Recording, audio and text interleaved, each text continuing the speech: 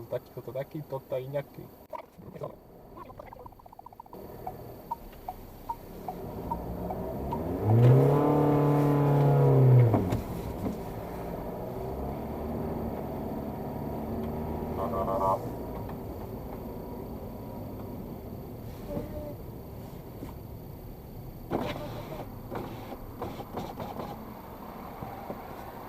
Dobry? Ślisko, dzień dobry. Nie, właśnie dlatego tak patrzyłem, czy prawo jazdy zabrać, czy poczekać. Poczekać, Dobra, przepraszam. spokojności życzę. Dziękuję.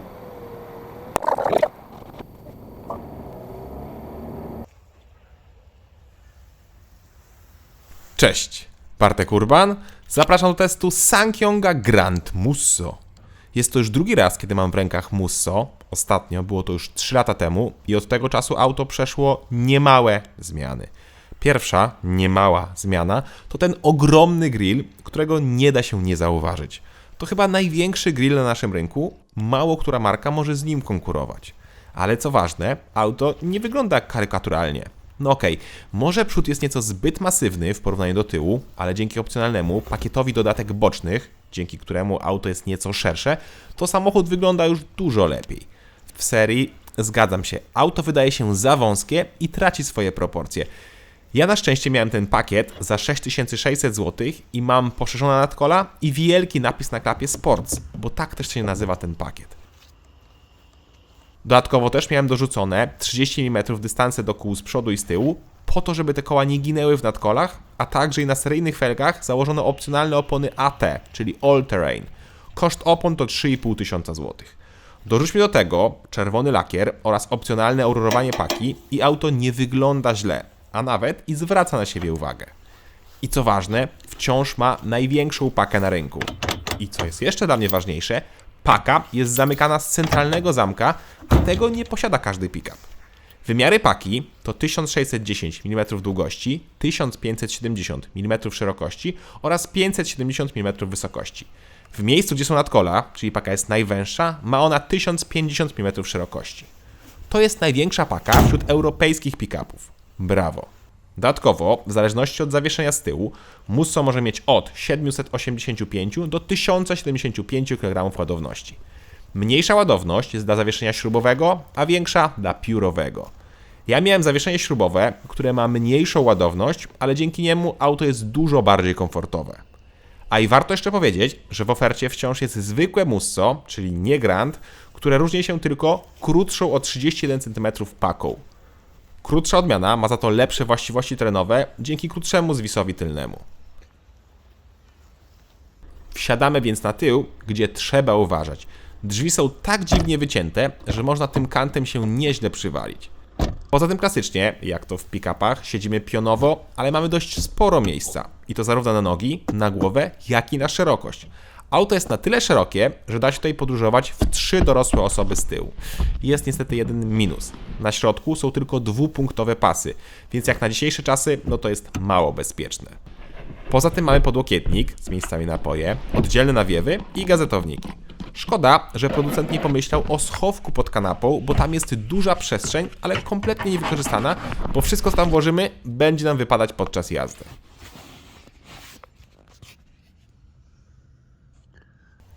Siadamy więc z przodu. Tutaj jest również bardzo wygodnie, a wszystko jest regulowane manualnie, ale w opcji da się zrobić, żeby stołki były elektryczne, skórzane, podgrzewane, a nawet i wentylowane.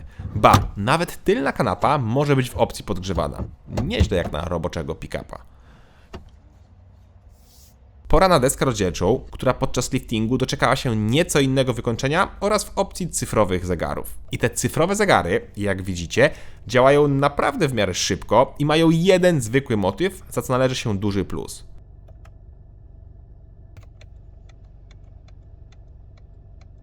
Plus też za ergonomię wnętrza, bo tutaj wszystko jest tu, gdzie powinno być oraz są w miarę duże fizyczne przyciski od klimatyzacji czy audio. Kolejny plus za system multimedialny, który wreszcie został przetłumaczony. Brawo! Co prawda zajęło to chyba z 2 lata, odkąd jest ten system na rynku, ale lepiej późno niż wcale. System działa poprawnie i płynnie, poza nawigacją, która czasami potrzebuje odrobiny dłużej, żeby się włączyć. Pod względem materiałów oraz spasowania nie zmieniło się wiele. Materiały wciąż są średnie, czyli dokładnie tak jak w każdym tego typu pick-upie, ale za to spasowanie jest bardzo dobre. Niemal nic nie skrzypi. Posłuchajcie sami.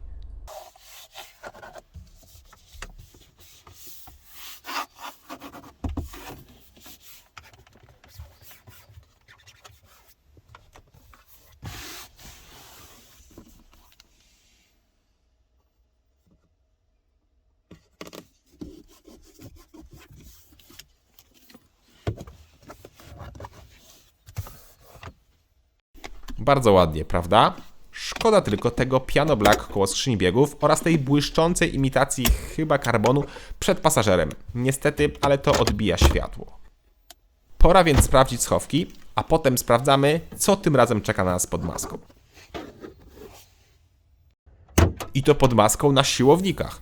Tutaj bez zmian. Wciąż do wyboru mamy tylko jeden silnik, jakim jest 2,2-litrowy turbodiesel, w którym teraz moc wzrosła ze 181 do 202 koni, czyli dokładnie tyle, ile ma Rexton.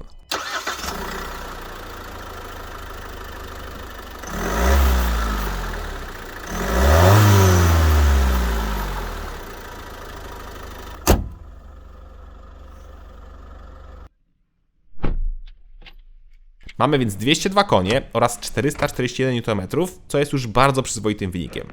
Mamy też w podstawie napęd na tył, ale w opcji możemy mieć napęd 4x4 i to z reduktorem oraz dodatkowo możemy dokupić blokadę tylnego mostu.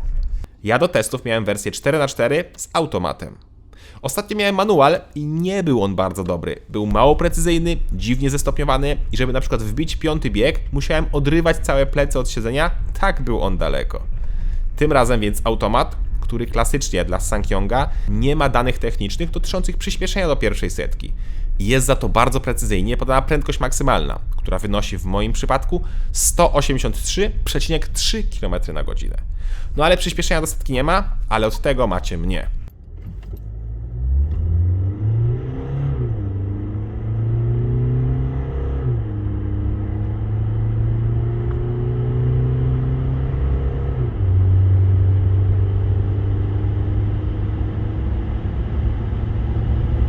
Wynik to 11,4 sekundy, czyli tylko o 1/10 sekundy szybciej niż przedliftowa wersja z manualem i silnikiem o 21 koni słabszym. Z tym, że teraz mamy wersję z otwartą paką oraz na kołach AT, co raczej nie sprzyja rekordowym czasom przyspieszenia ze względu na opory toczenia oraz aerodynamikę. Widać też to nieco po spalaniu, gdzie teraz miałem o jakieś pół litra gorszy wynik niż wcześniej, gdy testowałem manual z normalnymi oponami i zamkniętą paką. W mieście oscylowałem około 11-12 litrów, podobnie jak i na trasie, przy prędkości 140 km/h, tam też było 11 litrów. W ogóle Musso jest jednym z najlepiej wyciszonych pick-upów w swojej klasie i nawet przy tych 140 jest w miarę cicho. Brawo. Aha, i bak paliwa ma 75 litrów. Wróćmy jeszcze do automatu, który jest dobry, ale tylko do spokojnej jazdy, bo wszelkie próby szybkiej redukcji kończą się dość dużą zwłoką.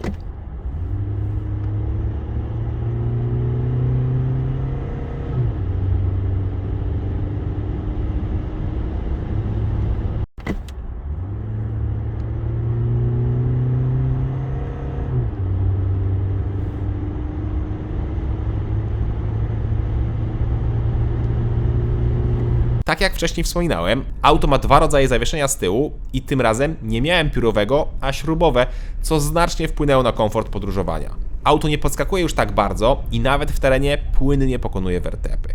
Prześwit Grand Musso to 22 cm. I tak jak widzieliście na początku filmu, samochód w trybie z napędem na tył pozwala wyłączyć kontrolę trakcji, a to daje nam sporo zabawy na śniegu.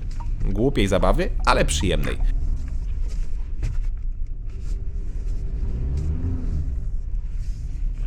A jak ktoś potrzebuje coś pociągnąć, to można też podczepić przyczepę z hamulcem o wadze do 3 ton.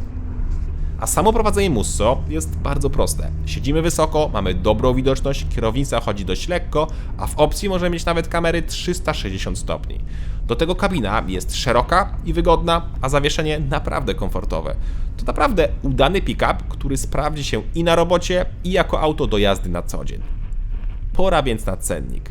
Z racji, że jest to auto do pracy, to producent od razu podaje ceny netto, ale ja wam jednak szybko przeliczę w pamięci i będę podawał ceny brutto. Podstawowy Grand Musso z napędem 4x4 i manualną skrzynią biegów kosztuje 166 tysięcy złotych. Tyle samo kosztuje wersja z automatem, ale z napędem tylko na tył. Tutaj dopłata do napędu to 7 tysięcy złotych. I są to dobre ceny, bo konkurencja w postaci Toyoty Hilux, Isuzu D-Maxa czy Forda Rangera kosztuje więcej, ma słabsze silniki w podstawie oraz nieco gorsze wyposażenie. Musso to naprawdę dobra oferta. Jednak największym problemem Grand Musso jest znaczek na masce. SsangYong, pomimo kilkunastu lat prób zawojowania europejskiego rynku, wciąż nie daje rady. Chociaż w zeszłym roku, 2022, firma pobiła rekord w Polsce sprzedaży i sprzedała 1706 samochodów, w tym 93 egzemplarze Grand Musso. To jest wzrost sprzedaży o 400%, ale też trzeba powiedzieć jasno, że SsangYongi dobrze się sprzedawały, bo były dostępne, a dużo marek nie miało czym handlować, albo czasy oczekiwania były tak długie, że trzeba było czekać ponad rok, a nawet i dłużej. Z drugiej strony, przecież tak jakby te auta były złe, to nikt by ich nie kupował, więc o czymś to jednak świadczy. Tak czy inaczej, uważam, że Musso i Grand Musso to jedne z lepszych pick-upów na rynku. Duża paka, szeroka kabina, niezłe wykonanie, bogate wyposażenie, mocny i w miarę oszczędny silnik w podstawie oraz cena niższa od konkurencji. To mi się podoba. Cześć!